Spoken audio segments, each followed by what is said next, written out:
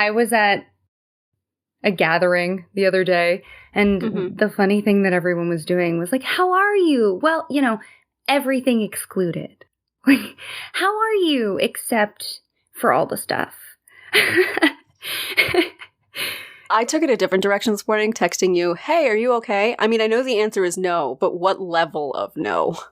Yes, but that is a very specific, you can ask me that question. I could ask you that question. I know what you're asking.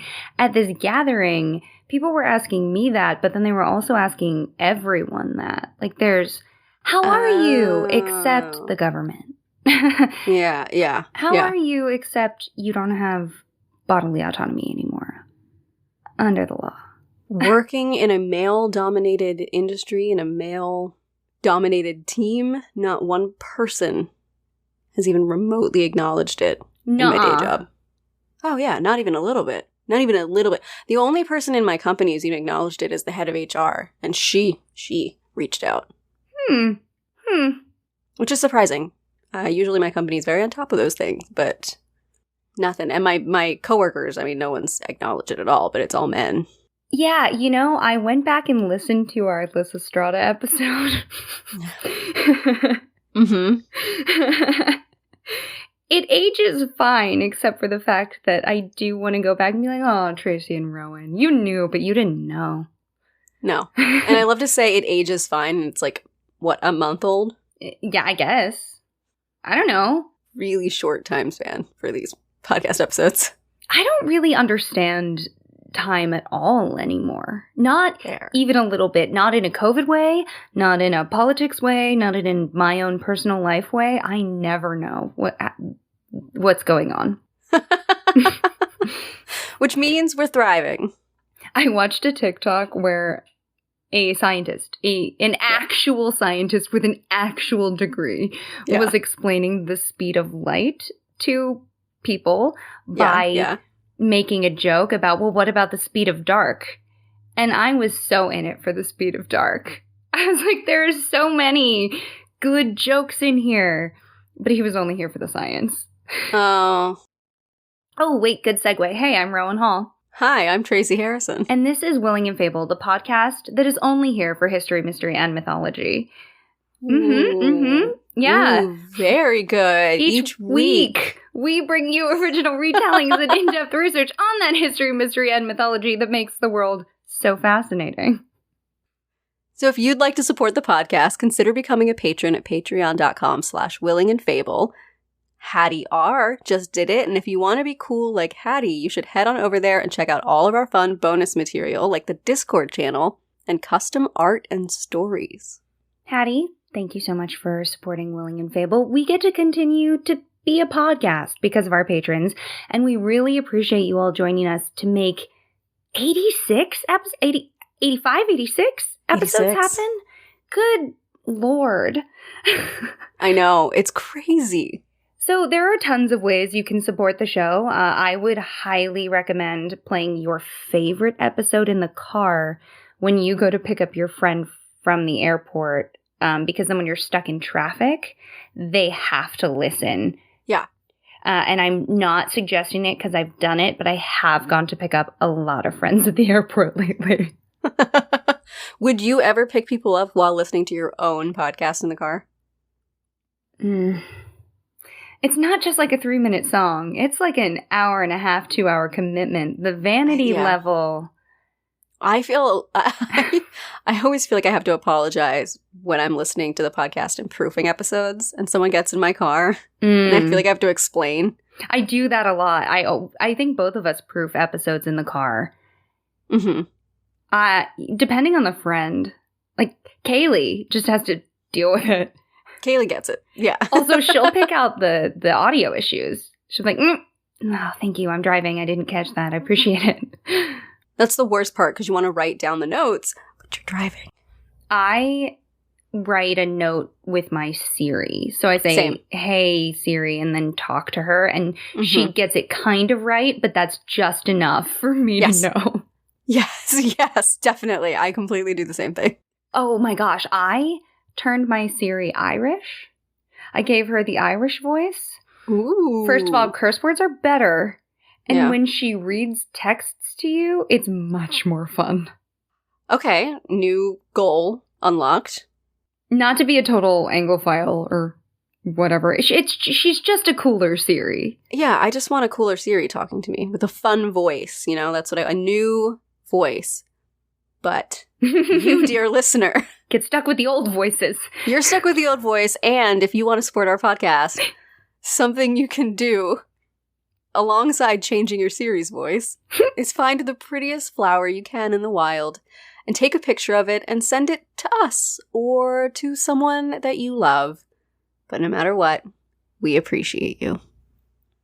Speaking of flowers, I don't know if this is a good, reasonable segue, but just outside of my window, just outside of the window where I'm recording, there's a robin's nest.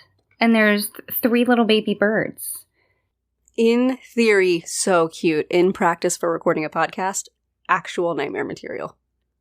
Yeah, and the one robin is really aggressive, and they see me sometimes in the window and are upset about it. And I'm going, I'm in here. I can't do anything about your little robin life. And the robin's like, I'm out here and I can't get you.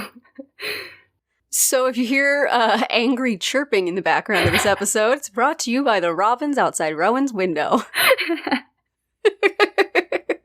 right, Rowan, what are we talking about today? For this week's episode, I wanted to do something fun. Y'all know Tracy and I have been through the ringer. I changed the schedule, which you guys also know that we do. So, since I'm the resident horse girl of the podcast. Only by virtue of the fact that you're the only one of us who actually rides horses. Like, I would be a horse girl so easily. So I'm not knocking horse girl energy. Oh, by the way, my mom told me to tell you to text her so you can go for a ride. Anyway. Yes.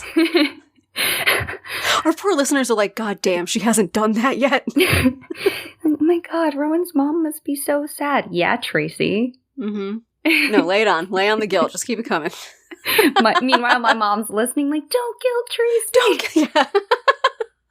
Oh my gosh. But hey, okay, so I wanted something fun.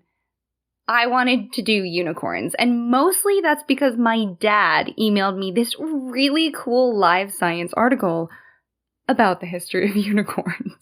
I love it. So before I get into anything, Tracy, I want to know, because we didn't grow up in the same neighborhood. Mm-mm. Did you ever pretend that your bike was a horse or a unicorn? All the time. Yes. Are you kidding me? Yes, all the time. It is the bike equivalent of Let's Play Mermaids in the pool. Which I also did all the time. Oh, of course. The final point on that trifecta is the pretending to be spies. Oh, every time you're out shopping? Spies. Well, out shopping when you're spies, yes. We would do it where we'd go up to a playground near my house and you'd ride your bikes, which was your horse, but then when you got there, you got off the bike/horse and then you became spies and you were executing a mission. The idea that spies can't ride horses is very fun to me. Well, I mean, it was just that we had gotten to our destination. It wasn't so much like, okay, we're spies now and they can't ride horses. It was like, no, we got there. I think sometimes we pretended they were motorcycles, but we were just nerds. Like, I just remember pretending they were horses, and you described the color and the name. I had a black bike, so of course my horse was black. But then later, when we got actual horses, they were both black. Which was not on purpose. It just happened like that. Okay. Yeah. So before I even get into that, I do have to tell a ridiculous story about me and unicorns. Okay. Yeah. So the first thing I ever bought on the internet. I know what you're about to say. Can I guess it before you say it? Mm-hmm. Was it the real unicorn horn? Yes. Okay, can I tell you tell everyone your version of your memory of this, and then I'll tell everyone my memory of this. Okay. So my version of this memory is I was going, I'm going to buy something on the internet. And my dad was all about eBay, because my dad just finds old art and antiques, and he's just really good at that. And so I was like, I'm going to be cool and buy an eBay thing. And I found a real air quotes, unicorn horn on eBay. I think it was like $60, which was a lot of money to me at the time. It's a lot of money to me now. Right, but especially, like, I had it counted down to the penny, and my dad helped me figure out how to bid, and I was petrified that someone was going to outbid me for maybe the only real unicorn horn I would ever encounter in my entire life. So I think I ended up paying more. And then, like, my dad sat with me, like, down to the second, and I sniped a bid. I don't think anybody bid against me. Oh, yeah. And when it came, I, like, tested it. I was like, I have to prove that this is real. And it came on this little stand, like a curio cabinet thing. Listen, it's made of resin. But I, in my infinite wisdom, at whatever age I did this, like, scratched it and examined it, and I was like, no. Everyone, this is a real unicorn. Everyone can relax. I have been thorough. I've done the tests. It's real. Science has occurred. You can all book your tickets to my house to come see it. I remember when you got it in the mail, you were so excited, and I came over to your house, and you, like, cornered me. You were like, do you think it's real? And you at the time was like, no. But I couldn't say that because you were so, like, passionate about it. Where I was like, yeah, totally, it's real. Oh my god, look, it's got red around the base. Like, it's I don't like, know bloody. How I got there. I don't know how. So my memory is just being cornered by you being like, you believe it's real, right? And I was like, yeah, totally. And you're like, good. Okay, we're on the same page. We were like 9. I don't know. We were so young. So young. Single digit age, for sure. Yeah. You all need to know that at that age, I was like 3 or 4 inches taller than Tracy. So me cornering her was basically me looming over her with, like, manic eyes. Yes. Being like, please confirm for my emotional well-being, this is a real thing. Yep. I still own it. I still have the stand. I love this thing. But because I bought it on eBay as a child. Of course. I love that thing. Oh, we should post a picture of it. Yeah, it's at my parents' house right now, and I recently asked them to send it to me, and that got kind of curtailed. Yeah. So it's in a box, waiting to come here. Okay. You can go visit the real unicorn horn if you want. The one and only real unicorn horn. So that's how we ended up here. Mm-hmm. All right. My childhood antics aside, our childhood antics, because you were there. That's true. I was actively a part of that story.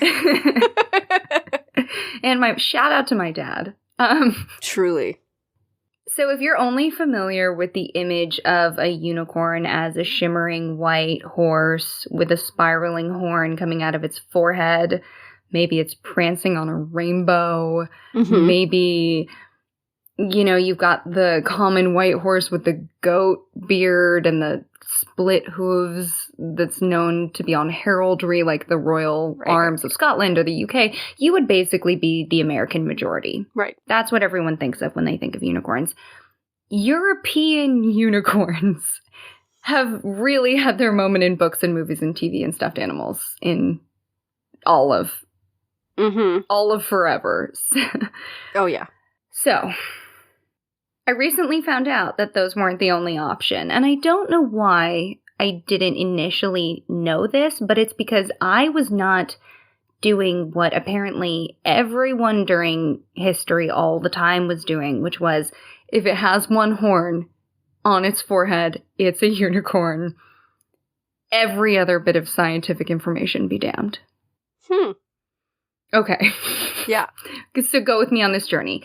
Many of the sources I found said that the ancient Greeks had the earliest mention of unicorns. World history cites the Greek historian Ctesias in 400 BCE first documenting a unicorn-esque animal appearing in the region around India, Tibet, and the Himalayas. And for the ancient Greeks, this was a distant, fantastical land. So Ctesias had a text called Indica, Okay, hold on. Actually, before I quote this, 2 things to know. Theseus had never been to this part of the world, so he was writing entirely based on information that other people had told him who had traveled the Silk Road. Okay. Great start. Awesome. Great start for getting accurate information. For My sure. favorite way. And his text only survived in fragments and summaries, and I'm now going to quote one of the most famous ones. And this is the 25th fragment summarized by Photius in the 9th century CE. And this is where people say the first mention of a unicorn-like animal appears. Okay. Quote, "There are in India certain wild asses which are as large as horses and even larger. Their bodies are white, their heads dark red, their eyes dark blue. They have a horn in the middle of the forehead that is 1 cubit, about 1.5 feet in length. The base of this horn is pure white, the upper part is sharp and of a vivid crimson, and the middle portion is black. Those who drink from these horns, made into drinking vessels, are not subject, they say, either to convulsions or to the falling sickness. Indeed, they are immune even to poisons if, either before or after swallowing such, they drink wine, water, or anything else from these beakers. This animal is exceedingly swift and powerful, so that no creature, neither horse nor any other, can overtake it. There is no other way to capture them in the hunt than this.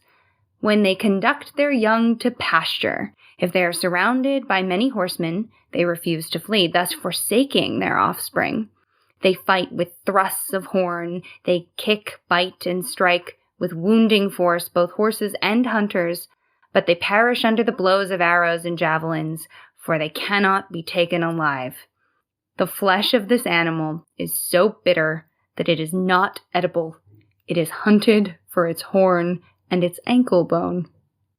So he's saying that this creature is real and impossibly fast, and its horn, if made into a drinking vessel, basically makes you immune just to everything. So this is basically the foundation for unicorns, full stop. At every turn, you're going to go, so someone thought this was real, and drinking from this would heal you. Mm-hmm. Like, every time, Tracy. Okay. Gotcha. So then Aristotle joins in, and Roman naturalist Pliny the Elder, and then Julius Caesar claimed that animals similar to a unicorn could be found in the Hercynian forest of Germany. Actually, hold on. Pliny the Elder's description of a unicorn is really intriguing, too. Love Pliny the Elder. He's a wild man. He just went, you know what? I know more than everyone else, and wrote a bunch of books about it. And he was wrong. And then Mount Vesuvius exploded, and he was like, oh, cool, let me get closer to that. And then he died. Wild guy. I want to do a whole episode on him. I'm glad you're saying that, because I did have in my head that you liked him, but I couldn't remember why. Because he's insane in a way that I think is so fascinating. So he said, "The unicorn is the fiercest animal, and it is said that it is impossible to capture one alive. It has the body of a horse, the head of a stag, the feet of an elephant, the tail of a boar, and a single black horn, 2 cubits or 3 feet long, in the middle of its forehead. Its cry is a deep bellow." That sounds like a nightmare. Yes, nightmare fuel. And there's reason to believe that this animal that he's describing may have been or have been inspired by the oryx, which is a kind of antelope, or what is called the Asian ass, or even, very likely, the rhinoceros. Oh, that makes sense. But Pliny the Elder called this animal the monoceros, meaning single horn. Mm-hmm. But this ancient Greek monoceros is actually not the first mention of the unicorn. Patrick Pester for Live Science writes, in the 3rd century BC, scholars translating the Bible from Hebrew into Greek took the Hebrew word re'em, likely the name for aurochs, and turned it into the Greek word monoceros, which meant one horn, which had been used for rhinos. The word later became unicornus in Latin translations of the Greek Bible and unicorn in English versions of the Latin. According to Merriam-Webster, The unicorn thus became a biblical animal associated with Jesus Christ and purity. There's a lot going on in that absolutely buck wild quote, pun intended. But that quote is going to get us through this whole episode. And just so everyone knows where we're going, we end up with Jesus. Okay. That was my first and only question. So, all right. I'll wait. All roads. In our podcast, truly, all roads lead us to Christianity somehow. Yeah. Let's go back even further than the ancient Greeks, though, to start. Because even though their empire was incredibly vast, we've talked about this a little bit before, but the white marble statues we see in museums allow modern audiences to really imagine the ancient Greeks as being very white people. Yeah. And the earliest versions of the unicorn myth, not a white horse, not from white people. So, it is possible that we could go all the way back to a single cave painting found in the Hall of the Bulls at the Paleolithic Lascaux Cave. And this dates back to 17,000 BCE and is referred to as a unicorn because it depicts a beast with one horn, maybe. Great! But let's begin in a portion of history that more people agree has some unicorn stuff happening. Mm-hmm. Mm-hmm. So far, I'm waiting for the unicorn. It's been well, someday. Maybe. Who knows? Is it a real unicorn horn? Maybe. Let's just corner you real quick and check. I'm sorry belatedly for cornering you. But I really needed that at the time. You can corner me anytime you want. That's fine. You can corner me today and ask if it's real, and I'll still say Is it a real unicorn horn? It's a real. I think it's real. Look at it. It looks genuine. You really did come through with that red at the base, you absolute monster. That was exactly the kind of thing I'd go for. Anyway, the Indus Valley Civilization is named for the Indus River, one of the longest rivers in Asia, and this is one of the oldest civilizations in human history, and it arose around the same time as ancient Egypt. About 5,000 years ago, lasting from about 3300 BC to 1300 BC, it existed in South Asia and included parts of modern-day India, Afghanistan, and Pakistan.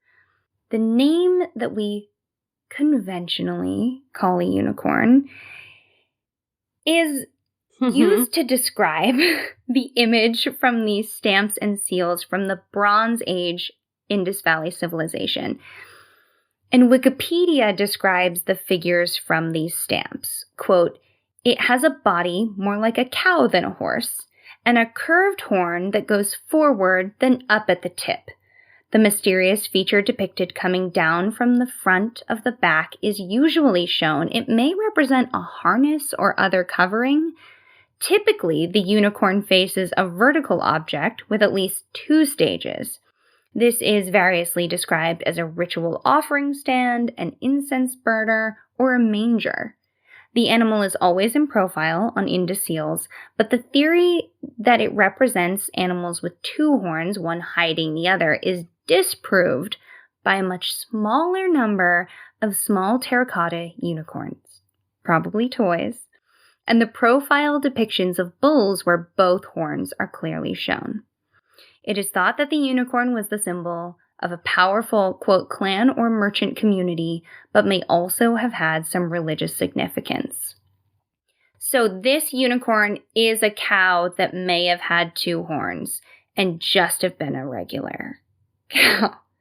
That was my first guess, was that it was just some kind of working animal, but the fact that other depictions you can see both horns makes me question.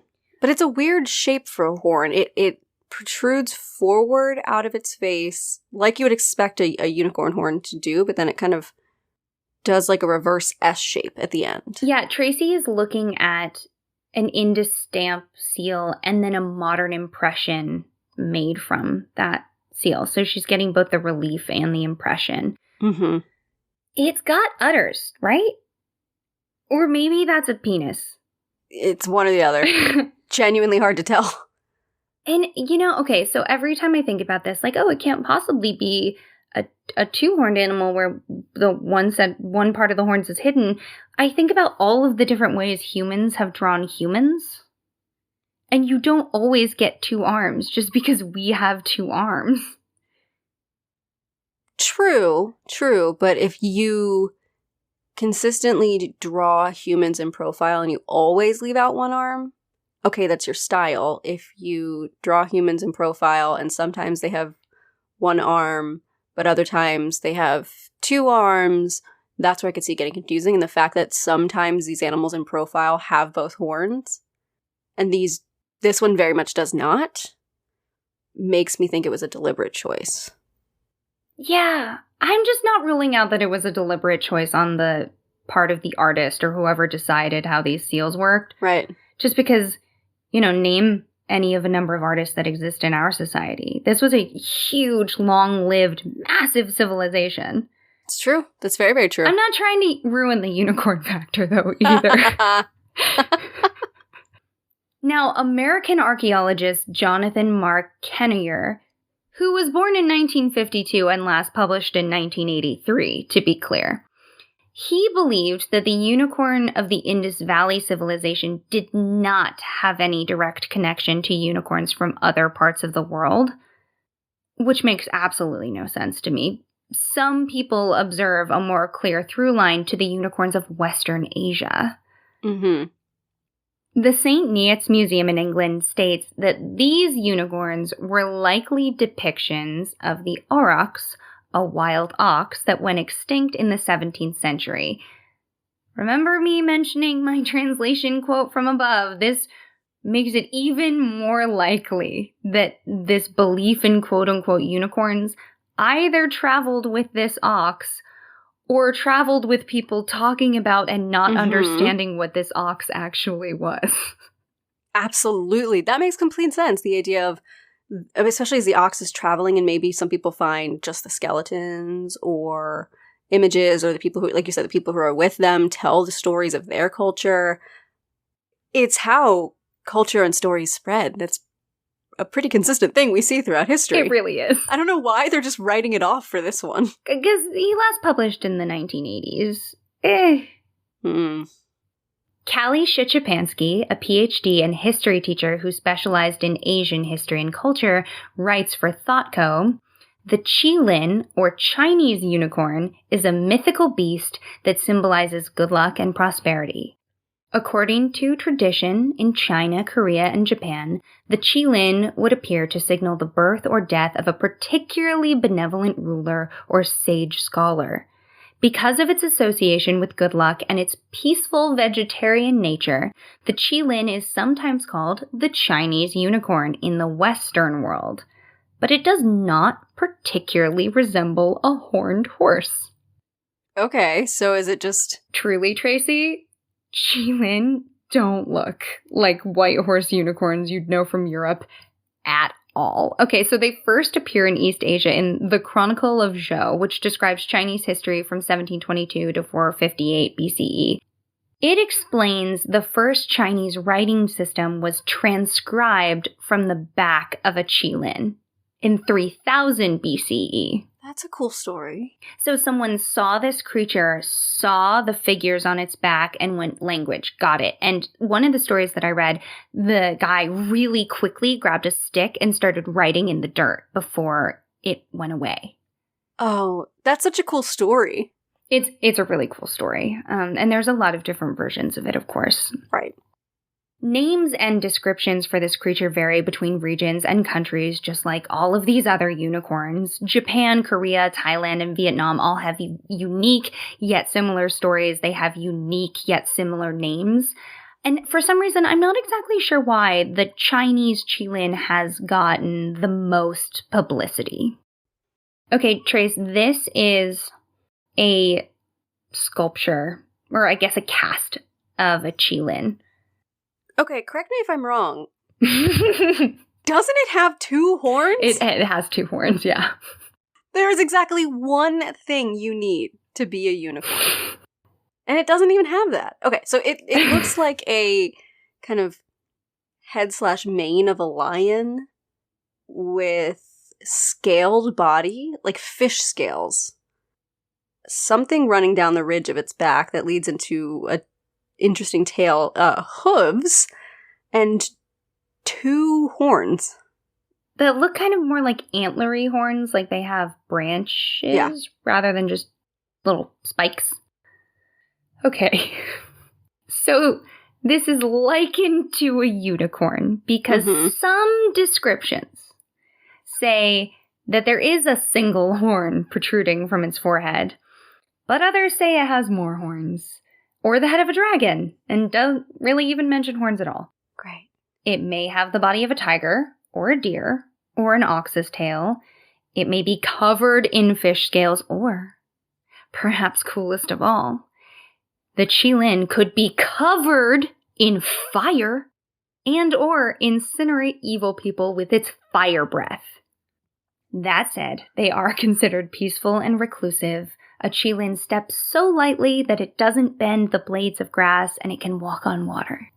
These things are so cool. Really cool. So clearly, unicorns around the world are not a one-to-one. No, but I also wouldn't put this under the category of unicorn. It's its own thing. Yeah, it really is. But, you know, when you look up unicorns, the whole of the internet likes to say, here are all the unicorns. Mm-hmm. And I think it's worth putting in there because I hadn't heard of this creature. No. Until this. And one of my favorite things about unicorns is that sometimes they're just like rhinoceroses. Rhinoceri? I think it's rhinoceroses. Rhinocipod? A rhinocipod. I think octopod is... I think both octopuses and octopi are the appropriate plural for octopus. Hey, write in and let us know. I think it's octopod. Ho ho ho ho ho ho ho ho ho. Okay, Tracy.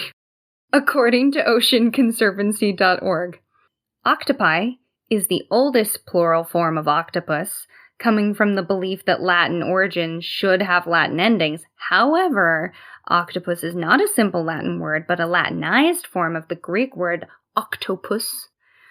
Consequently, its correct plural would logically be octopodes. Wasn't that what I said?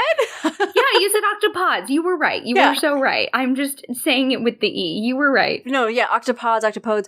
The reason that I know that is in college, there was a girl I knew who was super into octopi pods, pusses, podes. And that was a fact that she would tell us. Okay, so the plural of rhinoceros is rhinoceroses, rhinoceros, or rhinoceri. According to Merriam-Webster. You know that trend going around, just Gen Z right now, where they add ussy to everything? That's what it felt like when you said rhinoceroses. It's the rhinocerosy.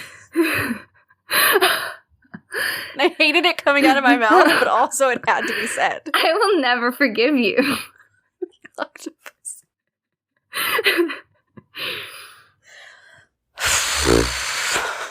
So actually, historians know that the ancient Chinese had contact with rhinoceri because they were using their horns in art. So it is possible that the Qilin are based on rhinoceri. Yeah. In the absolutely. same way that the ancient Greeks could have been like, I don't know what that is, but now it's a unicorn. Mm-hmm. Imagine just finding the skeleton and not knowing. There is a story that I didn't feel like had enough information about it to really say, again, this is one of those heard of through the grapevine moments, but there was a skeleton of a unicorn, but it only had 2 legs, and was the horn really part of it? And it was like, well, it looks like it got grave robbed, and it was probably an animal with 4 legs, and the horn doesn't seem to really go with it.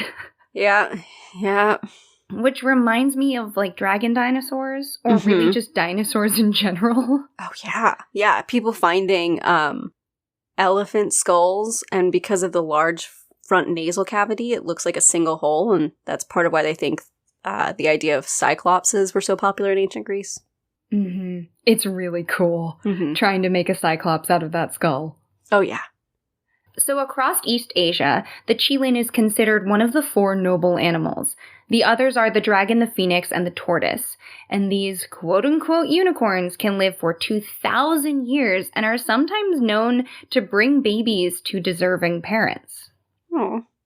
In 552 BCE, one of these creatures is said to have heralded the birth of Confucius, and King Dongmyong of Korea rode one like a horse. Whoa. Could you imagine? Right, yeah, that's a big deal. Kali Shuchapansky also writes, quote, much later during the Ming Dynasty, 1368 to 1644, we have solid historical evidence of at least 2 qilin showing up in China in 1413. Actually, they were giraffes from the coast of Somalia. The great Admiral Zhang He brought them back to Beijing after his 4th voyage. The giraffes were immediately proclaimed to be qilin. The Yongle Emperor was naturally extremely pleased to have a symbol of wise leadership show up during his reign, courtesy of the treasure fleet. Although traditional depictions of the qilin had a much shorter neck than any giraffes, the association between the 2 animals remains strong to this day. In both Korea and Japan, the term for giraffe is kirin, or qilin. Do you want to hear an absolutely insane quote from Marco Polo? Oh, yes, of course I do. So when Marco Polo traveled through Asia, he was really surprised to learn that unicorns were nothing like he thought they would be. Quote, there are wild elephants and plenty of unicorns, which are scarcely smaller than elephants. They have the hair of a buffalo and feet like an elephant's. They have a single large black horn in the middle of the forehead. They have a head like a wild boar's and always carry it stooped toward the ground. They spend their time by preference wallowing in mud and slime.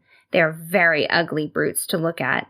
They are not at all such as we describe them when we relate that they let themselves be captured by virgins. What do you think he's describing? It sounds like a rhino. It's probably a Sumatran rhino, yeah. But still a unicorn. It's true. It meets the only criteria. Have 1 horn. 1 horn only. You get 1. 1 horn. Don't be greedy. It is funny because of our understanding of unicorns to imagine, like, rhinos who get accused of being very ugly. Being like, unicorns, like a sparkle rainbow. You know, it's kind of cute. Oh, I want to see a rainbow sparkle rhino. Listeners, give Tracy a rainbow sparkle rhino, please. Please. Wait, Tracy, you can give yourself a rainbow sparkle rhino. No, I want it from someone else. You want to talk about Christianity? Let's talk about Christianity. Some translations of the Bible include unicorns, and others do not. I don't think the one I had growing up had unicorns in it. I would have been way more interested. I keep going back to that same translation quote I read at the top. When that Hebrew word ra'em was likely referring to that now extinct ox, and then it was linked to the Greek word monokeros, we got biblical unicorns. An example, in one translation of Numbers 24:8, you have, quote, God brought him forth out of Egypt. He hath, as it were, the strength of a unicorn. He shall eat up the nations, his enemies, and shall break their bones and pierce them through with his arrows. Plug in ox, and the sentence works maybe even better. Yeah. So, is it really just that at some point along the way we decided that unicorn meant fun fantasy magical creature when it really was just referring to actual animals that were just walking around that were probably oxen? Somewhere along the way, we decided, and by we I mean Europeans, decided that unicorn meant fun fantasy creature that symbolized Jesus. And also we got to draw naked women about it. Okay, let's go. So we're rolling it back to 7th century Europe, and Spanish scholar and cleric Isidore of Seville joins the unicorn party, and I am so glad he's here. As I read about him, please remember that a 19th century historian once called Seville, quote, the last scholar of the ancient world. Ooh, wow. So our cleric writes that a unicorn, quote, is very strong and pierces anything it attacks. It fights with elephants and kills them by wounding them in the belly. Cool, honestly. So normal so far compared to everything else we've read. They are always with elephants. True. Probably because they're rhinos. Okay, here they are. Continuing the quote. The unicorn is too strong to be caught by hunters, except by a trick. If a virgin girl is placed in front of a unicorn and she bares her breast to it, all of its fierceness will cease, and it will lay its head on her bosom, and thus quieted is easily caught. Basically, the unicorn suckles at the virgin's breast until it falls asleep. This was written by a horny man. This was written by a sad, lonely man. No woman writes this. You want another sad, lonely, horny man? You want another one? Hey, look, it's Leonardo da Vinci in one of his notebooks. Quote, the unicorn, through its intemperance and not knowing how to control itself, for the love it bears to fair maidens, forgets its ferocity and wildness, and laying aside all fear, it will go up to a seated damsel and go to sleep in her lap, and thus the hunters take it. Feels like a self-insert for, like, the way... A self-insert where you're a unicorn.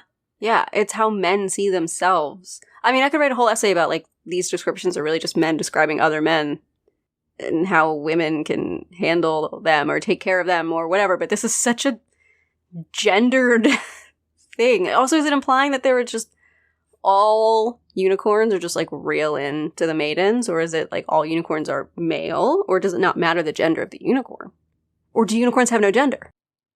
I like to think that whether or not unicorns participate in gender, they don't care.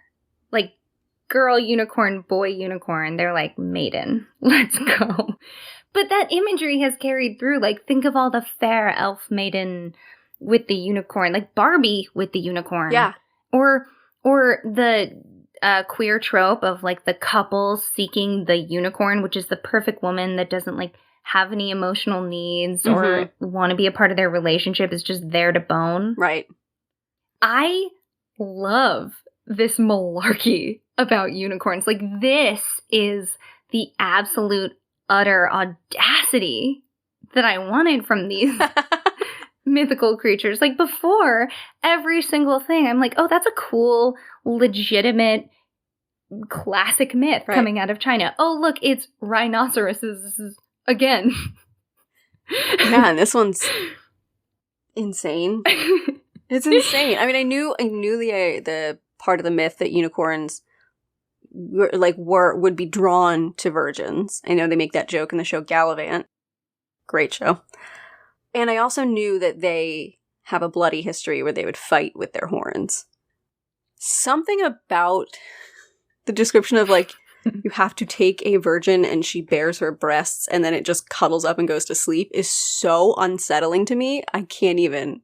The thing that fights lesser horses, like unhorned horses, with its own one long protruding horn thing that stabs. With its one big horn and it stabs it and then it curls up in the lap of a beautiful maiden.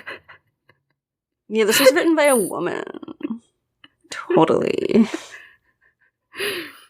I don't think anybody cared that it was never written by a woman. Everyone during this time was like, women don't write.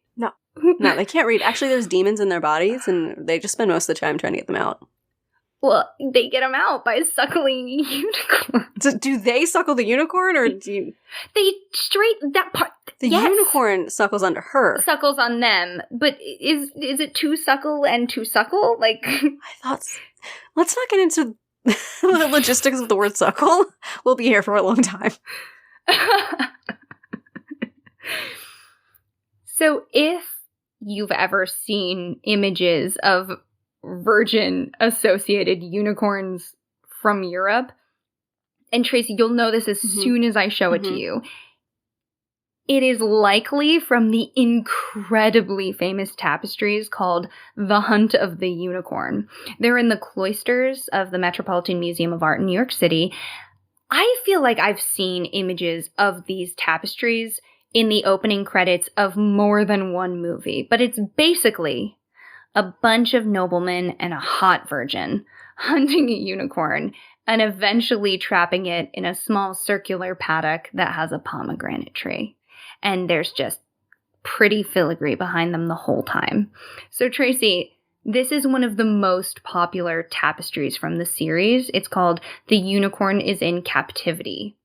Okay, so it's exactly like Rowan described. It looks like the background looks like your grandmother's floral wallpaper combined with like a dark academia color scheme of emeralds and muted reds and yellows.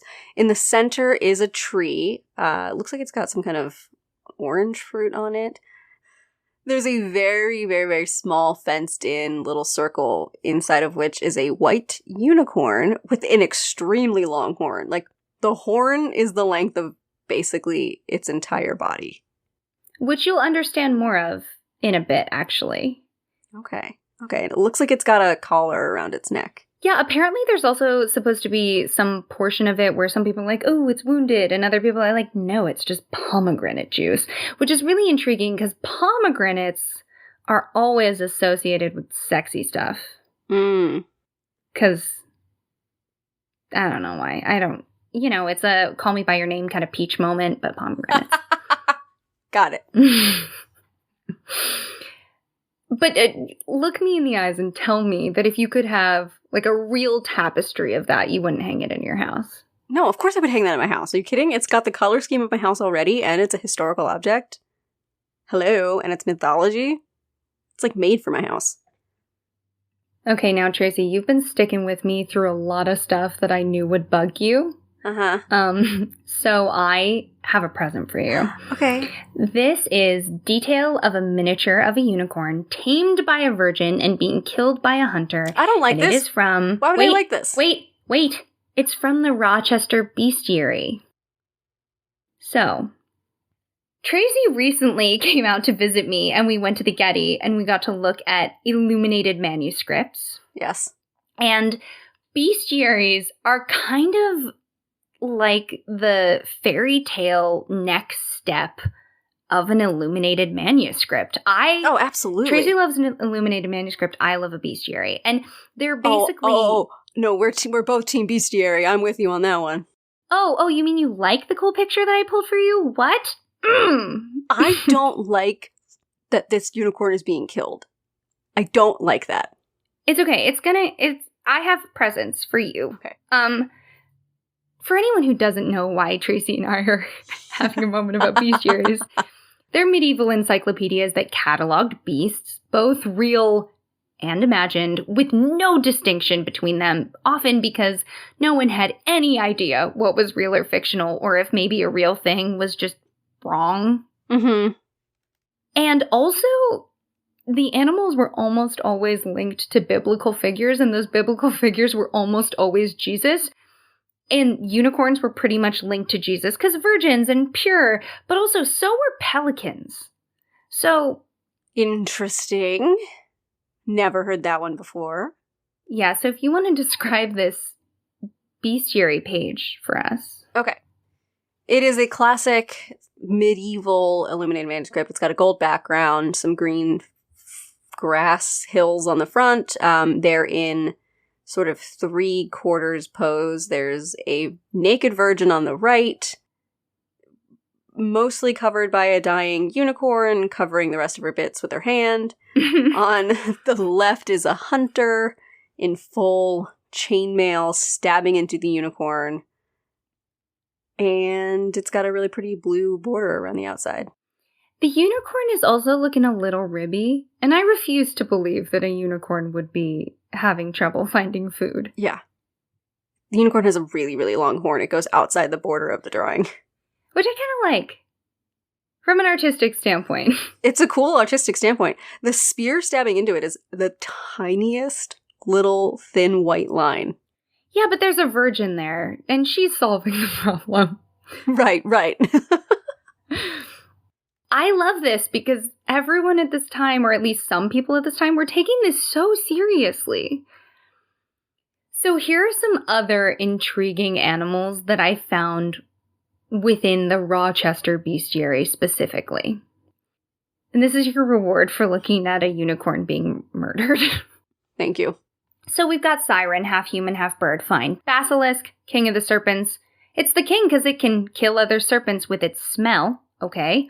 Got a manticore, another classic. Specifically coming from India with the face of a man and the body of a lion. But here's where we're getting fun. A caladrius, a white bird capable of predicting the outcome of an illness. That is all so specific. The Hercynia, a German bird that glows in the dark. I want a glow-in-the-dark bird. This is my favorite. Okay. The Paradoxian tree, an Indian tree whose shadow frightens dragons. Stop, that's amazing! I know, it's so good because in that one entry you get that there are officially dragons. There are officially trees whose shadows can fight the dragons. Or at least frighten them and then you hide in the shadow and you're safe. So, bestiaries, so cool, every time. Yeah, they're great. I love bestiaries, I love those old botanical books. I love an illuminated manuscript. The New York Times writes, in the 17th century AD, its appearance in the King James Version of the Bible helped legitimize the unicorn. By then, a white-bodied equine mystic, its horn could purify water and cure epilepsy. If you remember the ancient Greek quote I read above, it just carried right on through. Yeah, it definitely carried through, and then with the association with Jesus, the purity aspect, the healing aspect, the goodness, the light, all of that makes sense that it came into it. Matt Simon, writing for Wired, says, thus the unicorn became firmly implanted in European lore. What followed was a full-blown mania for their horns, which were said to detect poison if you stirred them around in your food or drink. They went for tens of thousands of dollars in today's money and were particularly popular among paranoid royalty. More industrious users who didn't want to wait around to have their food poisoned would grind up the horns, usually those of the oryx or narwhal, whose horn is actually a giant tooth, to gain immunity from toxins. End quote.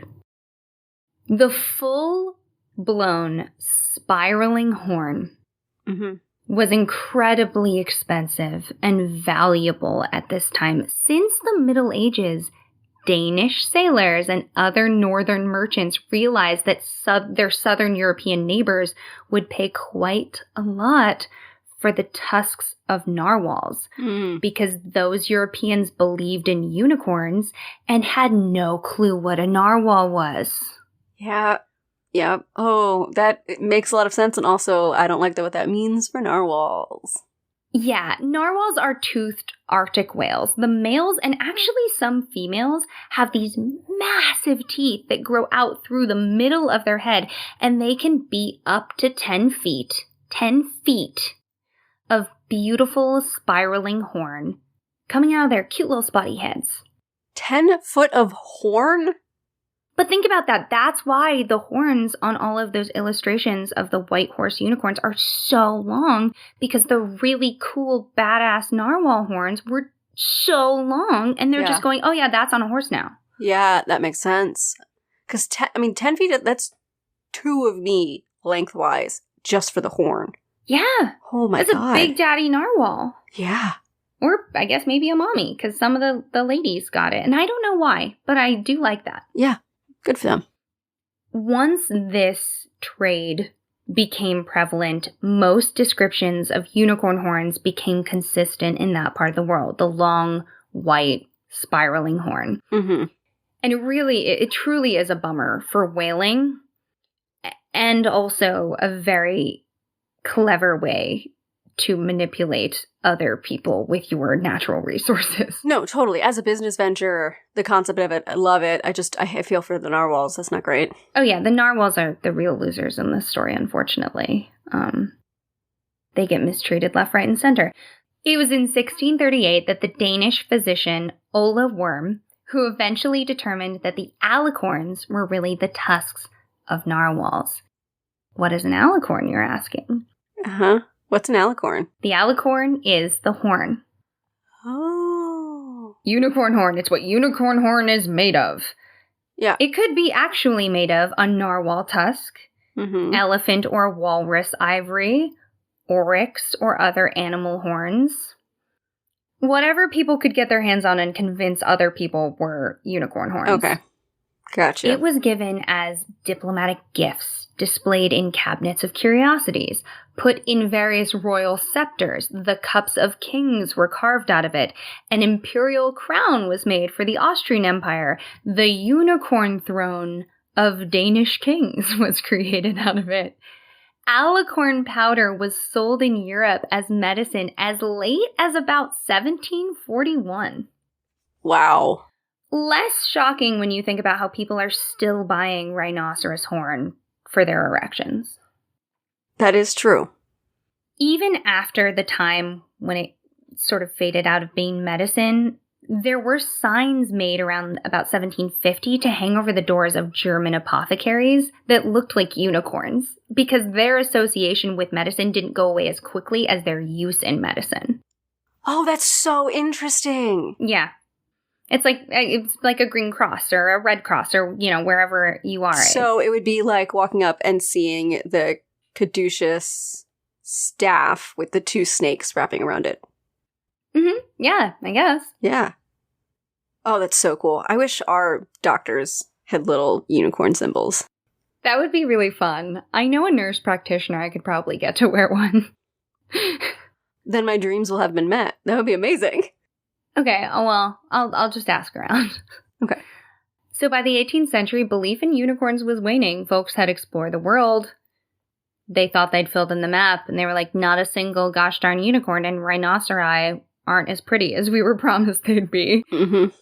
It wasn't until the Victorian era, when everyone rediscovered them for the vibe, and those tapestries became super popular to recreate as paintings, that they began appearing in popular imagery again. It's always the Victorians. It's always the Victorians. Those guys got wild. Everything. They were like, do it for the vibe. Do it for the vibe, truly. They did have that energy. Do it for the vibe was the Victorian motto, famously. Queen Victoria loved to say that. So I don't have any good preamble for my story this week. I don't know what I'm doing, to be honest. Great, neither do I. So it's the blind leading the blind, and I'm excited to go on this journey with you. Once upon a time, when the grass was green, and the sky was blue, and the air was clear, and the sun was bright, there were animals that roamed the earth. And among these rabbits and cats and lizards and fish, there was one animal most mythical of all, the unicorn. Tall as any steed ever has been, white as the freshest styrofoam, strong as the cleverest encryption, this was the ruler of the animal kingdom. To look upon a unicorn was to believe in all of the possibilities of the universe. For all its wonder, a unicorn is possessed of all the other parts that such an animal might need. 4 wide hooves to stamp the dirt and gallop at incredible speeds, a long tail of silken hair to wave in the wind, a mane for holding, and a wide back on which to ride. That's just a horse. Don't say just.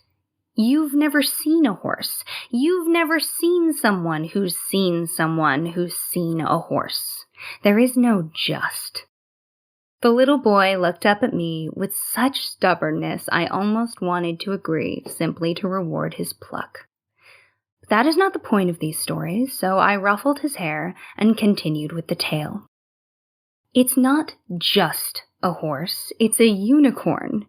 There's that fearsome horn protruding from his forehead, a twisting braid of bone. It can terrify the most villainous of men, gore the fiercest opponent. The mere dip of its point into a river will purify the water for 10 generations. No poison, no bacteria, no virus can survive the touch of a unicorn. That's not possible. Medicine isn't actually made from horns, and horses have been domesticated for over 6,000 years. It would be absurd for them to evolve a defense mechanism to use on the species that they rely on for food.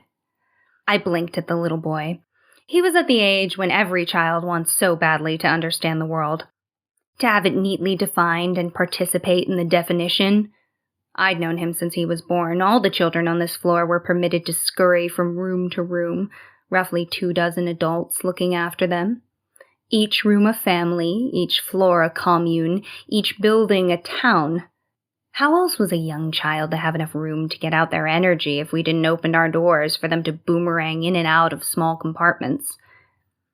Save your knowledge of horses. This is a unicorn, unbridled and unburdened by man, champion of nature, ruler among the trees. Yes. Trees. Wild trees growing wherever they will. No neat, tidy rows here. The adventure for the unicorn is a perilous one, filled with turmoil within and without. Only the bravest heroes will seek out this most magical of monsters. For millennia, rulers have sought their power. Even just their image once struck fear into the hearts of enemies. To find a unicorn, you must adventure out into the woods. Here the trees grow high and low, dozens of varieties together, fallen and rotting with leaves and brambles underfoot, and there isn't a path in sight. There's never been pavement here. You must venture out into the dark night, not the dark of the city, the darkness that knows no light but the stars and the moon. Those celestial orbs are as crisp as animation, gleaming down and transforming the messy world of the growing forest into glimmering black and white. Here, there is no guide, no map, no blue line to lead the way. No one who's made the journey can tell you exactly how you'll get there. The forest is the place where there are no people, and there never have been. No signs, no rules, no streets, no school or city limits. You'll know you're there before you see the unicorn. One day, you will slow down. You'll put away the music and the screens, and if you wait long enough in the silence, the magic will come, and you'll slip right through your normal life into the woods. What is magic? Magic is... Here I paused. I've never met a child that didn't know what magic was. Magic is the world before science. It is conception, people, ideas, inventions born unpredictably into the world to grow wildly into their own. You could be born, live, and die, transforming all the while into someone else from one day to the next. Magic is mystery and privacy, the opportunity to guess and come up wrong, try again and fail and try again still. To live a life unblemished and undefined by any productivity or title. He looked at me baffled. I'd said too many nonsensical phrases to him, concepts he had no way of understanding, but to his credit, he hung in with me. I tried again. Magic looks like the beauty in something someone else said was ugly. Mismatched freckles, and big noses, and crooked grins, and light across murky water. Making something for the first time with a real pen on real paper. Magic sounds like... Well, magic spells are when someone says something brave or new to themselves. They're especially powerful if the magician can say the brave thing in front of people who disagree. And magic feels like being happy even when it's hard, or stronger yet, the feeling of contentment when you want for nothing new and you like who you are even when the ads say differently. When you've found magic and practiced and gotten good enough at doing it, you'll enter the woods easily and begin to search for the unicorn. This beast, shimmering like mercury and clever, so clever you wouldn't believe, will run away, always in your periphery. The thing you need to understand about unicorns, boy, is that you never really want to catch one. What would you do if you did? Lock it up and tame the beast? No. The unicorn is the heart of magic, the ever forward, ever better. You must hunt it. Keep it always in sight, and in your hunting, keep the unicorn just out of reach. Now I'd gone too far. I could feel the boy's frustration rolling off him in waves. This was not the sort of story he'd hoped for. No gory triumph, no hero's journey. Unicorns don't exist. They aren't real. For a magical thing to be real, it doesn't need to exist for anyone else but you. He made a face at me that he would continue to make for weeks to come. Every time he saw me, he scrunched his nose and messed up his chin and rattled off a series of excuses about the long history of horse domestication that he'd searched up online. I didn't mind. I just let him fuss.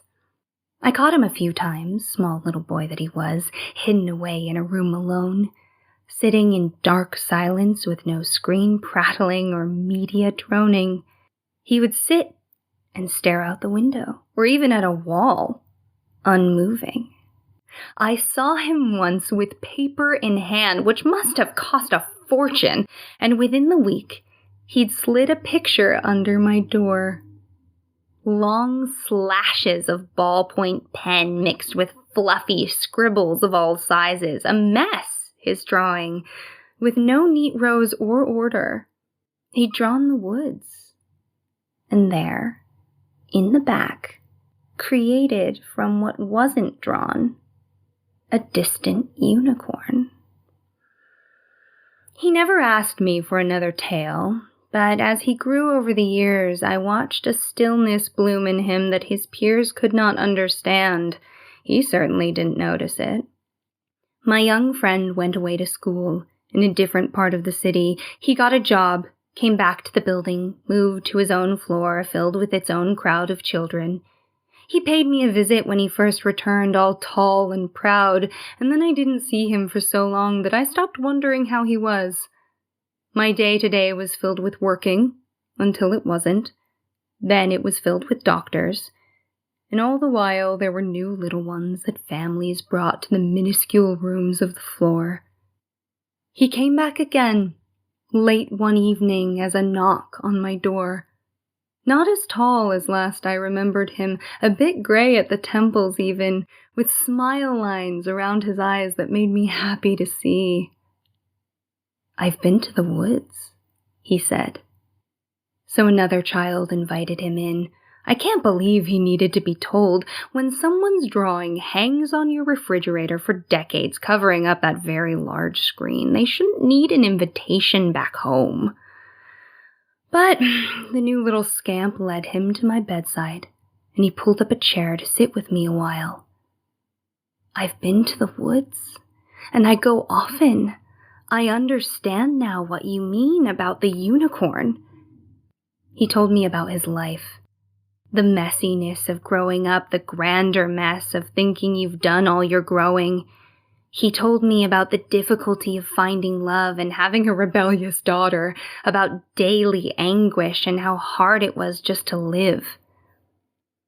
But he also told me about magic.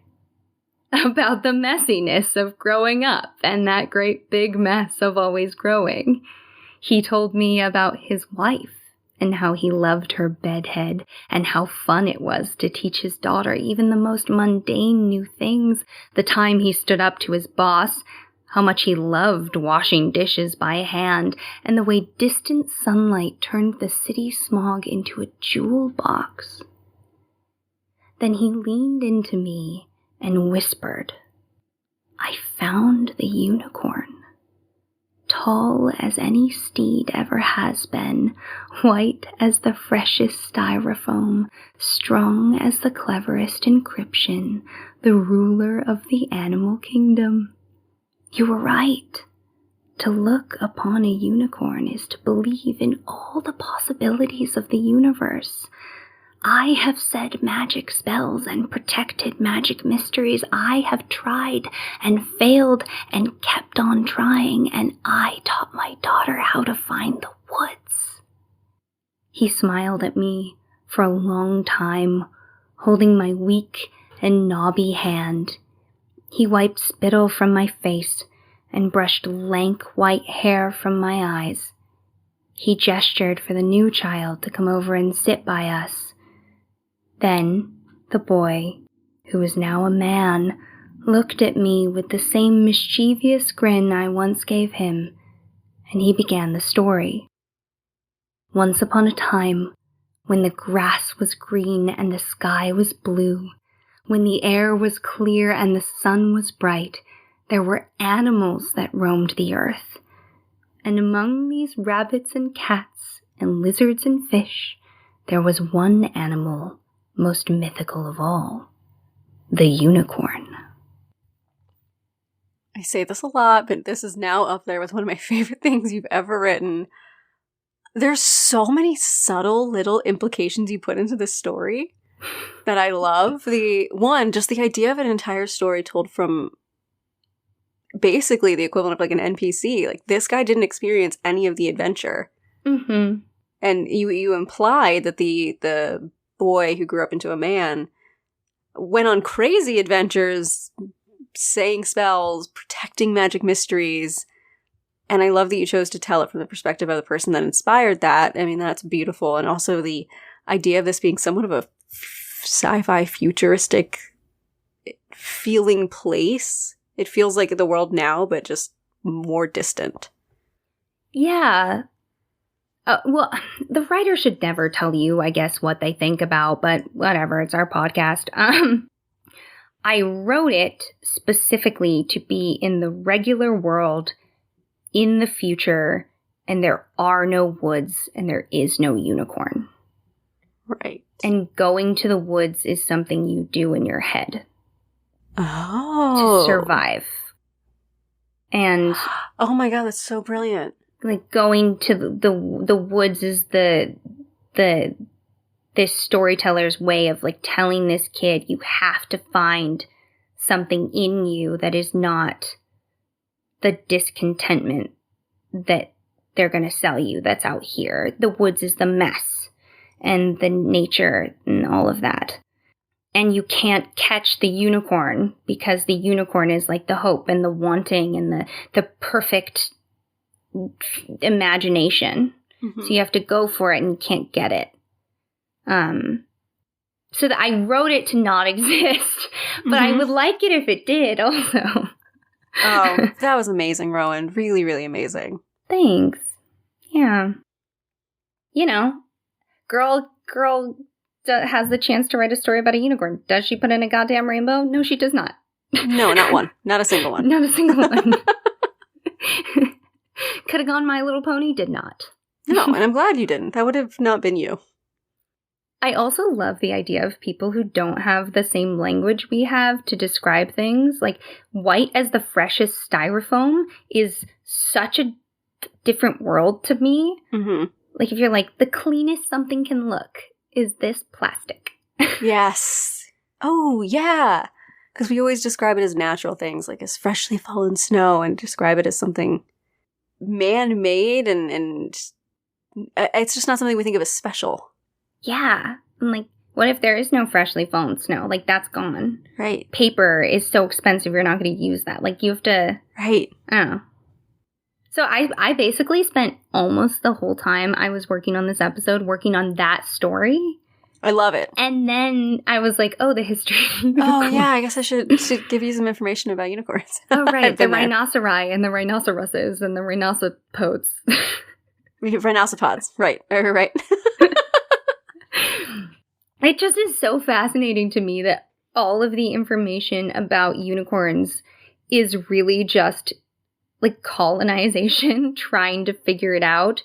Yeah. Or non-unicorn mythology kind of just being lumped in because they had one horn one time. Yeah. Or anthropology that we just have no idea what it is. So it's like, cool, it's a unicorn now. Like unicorn as a term to lump rather than as an entity. Because in my head, unicorn is like... My dad used to tell me this story when I was little, this adventure story that I was, like, he would put me in it. And there was a unicorn that when it kicked the water, it made stars. Mm. And if you got the water on you, you had, like, stars on you. And so there, there's that idea of the fantastical, like, unicorn. Like, the Last Unicorn, the 1980s movie. Did you watch that? No, I never watched it. Here's the thing. I never watched it. I know it's our friend Emmeline's, like, one of her favorite movies of all time. It's just sad. I'm good. It's really sad. My favorite quote from that movie is, "Don't cry. If you've become human enough to cry, then all the magic in the world can't change you back." And he's talking about a unicorn being a human. Yeah, that's not for me. It's so for me. I have found on this podcast very often what I think is going to be an overwhelmingly intense topic to cover with, like, so much information I don't even know where to begin. There's, like, 4 things about it. Except for the gosh darn Loch Ness Monster.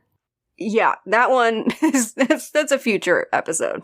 Everyone needs to know that occasionally Tracy and I will be like, oh, we need something fun, like light lift. And we'll go, and one of us will go, the Loch Ness Monster. And there's so much information about it. There's so much. And it's what I think. You think with unicorns, everyone makes movies about unicorns. And what it comes down to is because this thing is so ubiquitous in pop culture, you think there's this rich history behind it. And oftentimes there's not the rich history behind it so much as it's ubiquitous concept. Like leprechauns. I thought there'd be so much on leprechauns. And there was like 4 stories on leprechauns total, but we've just talked about them for centuries.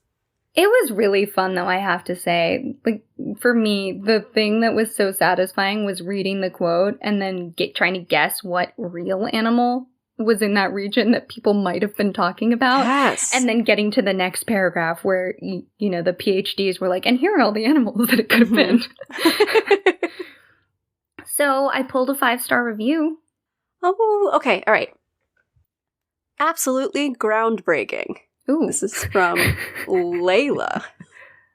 There's so much care and effort and attention put into each episode. I've learned so much. It satisfies both the little kid in me who would have fallen down rabbit holes of mythology and the painfully curious adult who enjoys well-presented information. Absolutely brilliant work. If you're here scrolling through reviews before you listen, stop reading and start listening. Oh, that's lovely. I love that. That's a very charming way to end a review. Yeah. I'm gonna snag that next time I review a podcast. Oh, yes. That I love. Mm-hmm. Thank you for saying nice things about us. Yeah, that was really, really sweet. It makes such a difference to leave reviews for us, and we see them, and they always make our days. Oh, we see them. Either we text them to each other, or one of us pulls it and ferrets it away for an episode. Which is my favorite game to play. Yes. Very, very true. So, Tracy, you want to tell me something good? Sure. My something good. And it's been a minute since we've recorded, and I struggled trying to think of what to put as my something good, but I decided to go with the fact that I recently got to do a photo shoot for someone that I knew in college who has a D&D improv group. Ooh. Yeah, so they do this show where it's improv comedy, but they'll have a rogue and a fighter and a cleric, but the cleric's god is an audience member who throws suggestions. The wizard, all the audience members will write down different spells when they come in, and the wizard has a bag of spells. So whenever they go to cast, they'll say, I cast Storm of Toads, or whatever they pull out of their bag. They have to cast that spell. It's really cool. Oh my god, I want to go to that show. I would love it so much. Yes, it's so cool. Is there a warlock? Can an audience member be a warlock's patron? Because that would be spicy. That would be cool. Maybe. I mean, I know they play around with what the different characters are. And there's 2 different DMs. So it's at Comedy Sports. If you're in Philadelphia, check out Roleplay, a D&D improv adventure. So that was really fun to get to meet all of them and do the photos for the cast. That's so fun. Yeah, and Casey came and helped me as my assistant and was delightful. Casey's the best and is the best. Truly, if any human is deserving of delightful, it is her. Yeah. Yes, that's so true. All right, now it's your turn, Rowan. Tell me something good. So not to make everything about TTRPGs. Well, or we do. That's who we are. Or we do. Yesterday, I went and hung out with a bunch of friends in 2 different locations over this weekend. I got to play TTRPGs, and some of the friends had overlap, so it was very fun. It was a lot of gaming, and I'm just so spoiled by talented gamers in my life. And we played this game called Wolves of Mercia. And it's one night ultimate werewolf, but if everyone has a role and a secret, and it's based very heavily on tarot. Oh, that's fun. And it was so satisfying. I instantly bought it while we were still playing. It's on sale on a lot of websites right now for half off. So if by the time you're hearing this, you should check to see if it's still on sale. Yeah. I think it's $20 full price. It was $10. So worth it. We, in playing it, discovered that if we played it again, there were some mechanics that we would change house rules. But it was very cool because there were enough things that you can do that. There were that game has infinite playthroughs, and One Night Ultimate Werewolf is fun, but I always find myself getting bored too quickly. For anyone who has no idea what I'm talking about, sorry, One Night Ultimate Werewolf is the game where, there's one person who's the werewolf trying to kill the townspeople, and you all shut your eyes, and it's like heads up, 7-Up, and certain townspeople are trying to figure out who the werewolf is, and the werewolf's trying to kill everyone, and then you have trials and stuff. But in this, there's like a slayer and an inquisitor, and you could secretly have your own murder adventure going on that has nothing to do with it, and you can be an arsonist, or you could be a cultist that's trying to bring curses, and you can cast curses to make the werewolf do things, even if you don't know who the werewolf is. Oh, that's fun. And technically, anyone who's not you winning means you lose. Right. Except for a couple, so you might want to help the werewolf. And at one point, due to a fluke of the cards, I became the werewolf and the slayer, and so I won the game because I slayed myself. Oh my god. In theory, could you also win the game by just living? By werewolfing myself? Yeah. Yeah, probably, but I wanted to have a dramatic speech, and built into the slayer card, you can have a dramatic speech. Very good. Very good. So the game is Wolves of Mercia. Yes. And to be fair, when we all first saw it, we were like, is that Wolves of Merca? Like, Merca. Oh, God. Yeah, it's great. I would recommend it. Awesome. So gaming. Gaming. It's great. Gaming, friends. We're very grateful for all of them. And we're grateful for all of you. And thank you so much for joining us. And remember that stories grow with the telling. So if you like what we do, tell a friend. Or tell a foe. And we'll see you soon, okay?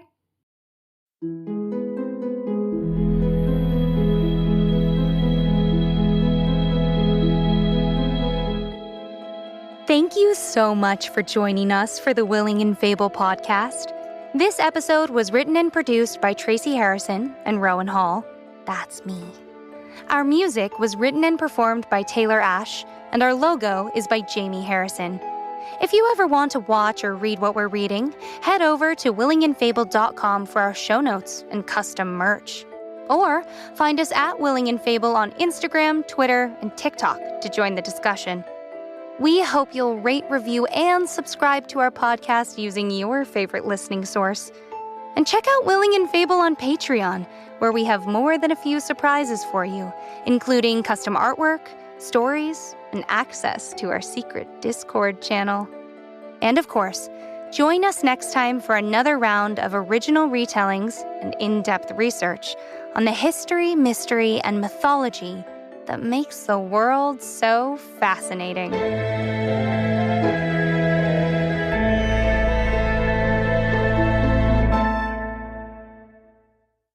You know when you have some days where the only thing between you and a mental breakdown is a good Diet Coke?